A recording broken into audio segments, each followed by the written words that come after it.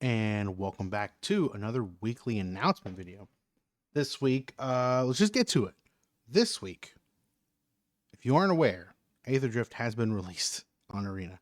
Of course, it came out on Tuesday, so the day after last week's announcement video or announcement article release.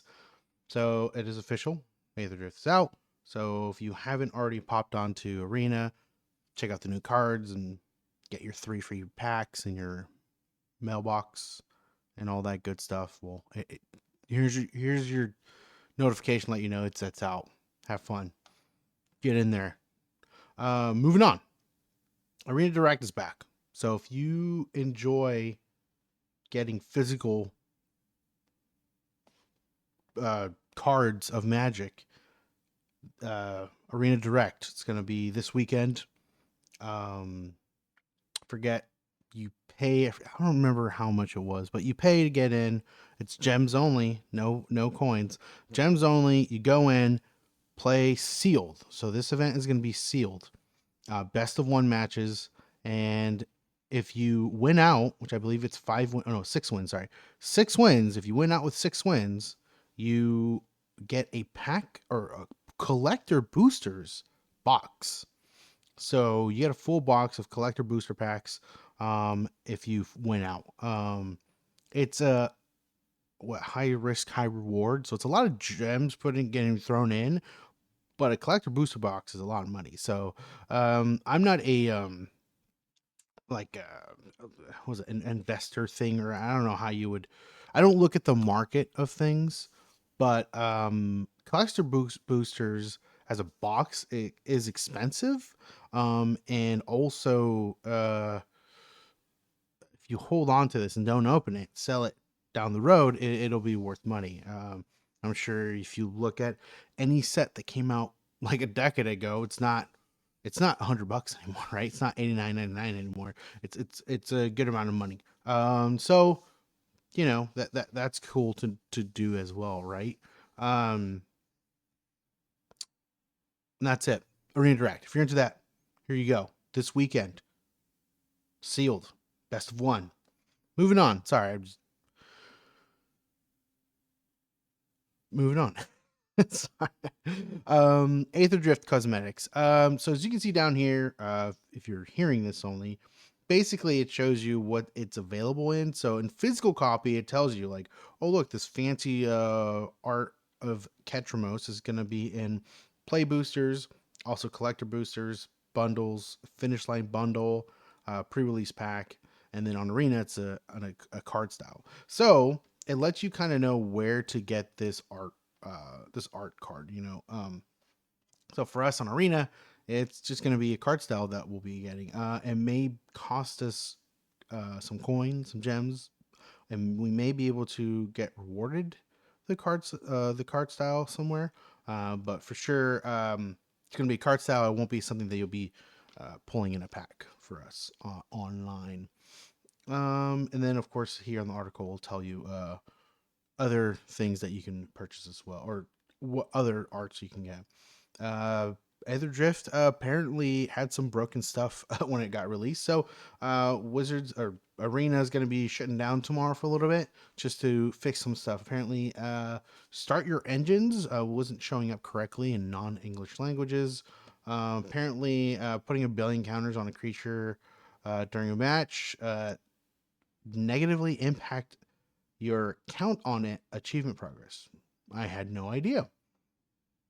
And then players now be able to progress in admirably artisan achievement if they use the card bandit historic artisan. So there you go. And then of course there's more stuff. Once it's done, they'll send out a patch notes, and then you can kind of see what they did in there and all that good stuff. And then there's another article for behind the scenes of the achievement development. So they kind of go more into detail about what they had to go through and all that good stuff. So if you want to check that out, the link will be in the article. And for you competitive folks, the qualifier is going to be this weekend. It's going to be historic best of 3. So if you're trying to get into the arena championship, this is your best shot at getting there. Of course, if you don't, they have these every month. So don't stress that, oh, I didn't make it this month. There's always next month, and so on and so forth. And the I was gonna say the format will be changing. Sometimes it's historic, sometimes it's a sealed event or whatever. Like might be standard. So if you're not into historic, don't worry about it. You can go to when they, because last month was Explorer. So, if you weren't into Explorer and you're into Historic, hey, this is your chance. If you're into Standard, it might be next month or the following month. But nonetheless, this is your chance to get into the Arena Championship if you are looking into that. The rest of the event schedule, of course, Midweek Magic tomorrow, we have Aetherdrift constructed. So this is just, you could only use cards in Aetherdrift. So if it was released in the new set, you can use it. If it wasn't, you can't use it. So I don't like these personally because it's just doesn't really give you time to collect a lot of it. That might be the not incentive, the attraction to this format of because not everyone has all the broken cards or all the mythics or all the rares, that it's kind of more even. You might want to spend some you might most people probably only have a lot of commons or uncommons, right? But then to me, what gets me with this is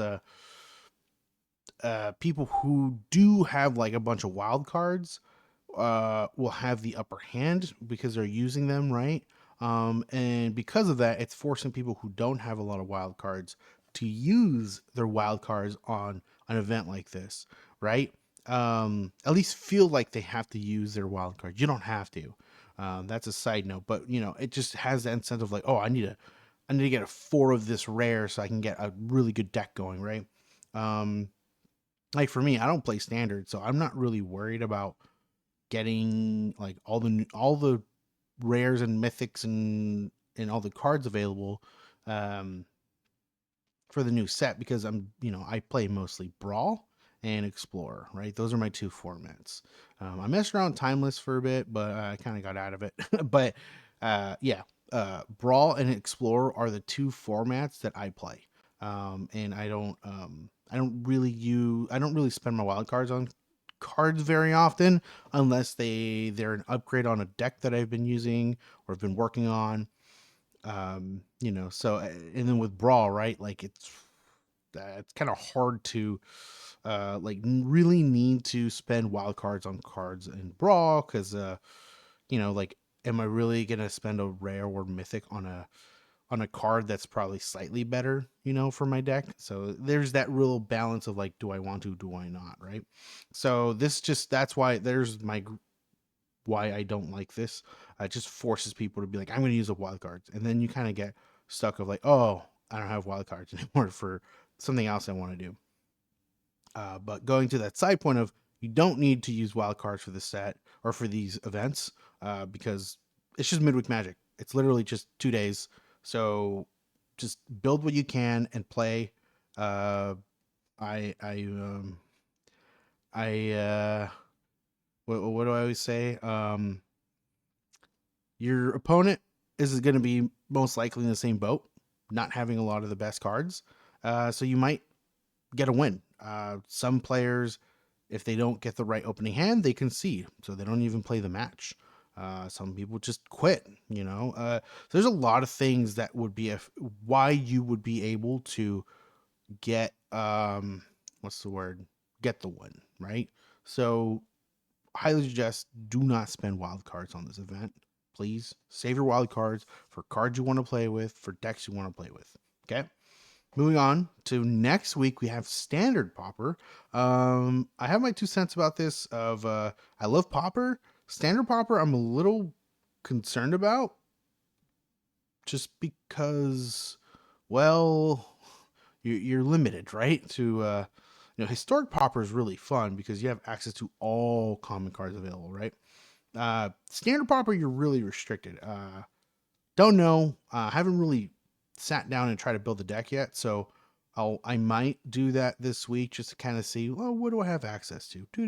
Right? Um, but we'll see. Either way, it's gonna be fun. Again, if you do use wild cards for this event, I think it'll be okay because, well, you'd only be using common wild cards, which is nice, right? It's it's better than forcing yourself using like rares or mythics or even uncommons. You know, like you do get a lot of uncommons, but also, you know, you don't want to use up all your uncommons for no reason. This one, it's just commons, right? So it is what it is.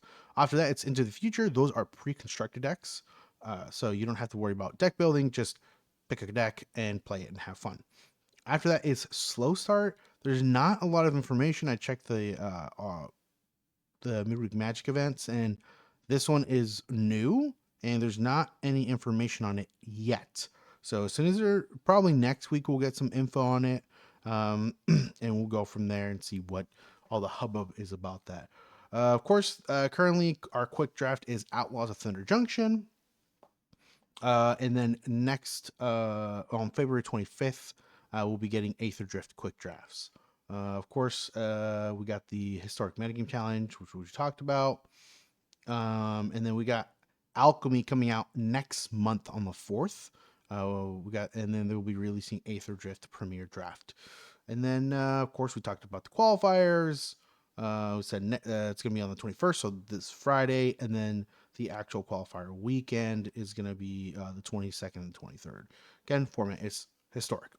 Then we got the ranked season for February. Again, as I always say, doesn't matter if you win or lose. If you play in a ranked match, you will automatically be put into bronze, which means you'll be getting basically a pack of the most recent set at the end of the month, no matter what.